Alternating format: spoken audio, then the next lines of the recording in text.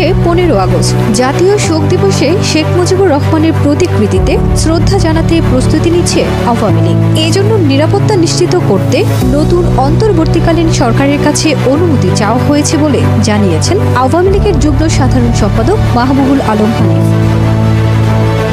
গত 5 আগস্ট পদত্যাগ করে শেখ হাসিনা দেশ ছাড়ার পর আত্মগোপনে চলে যান আওয়ামী লীগের শীর্ষ নেতা সহ দলটির তৃণমূলের নেতাকর্মীদের অনেকেই।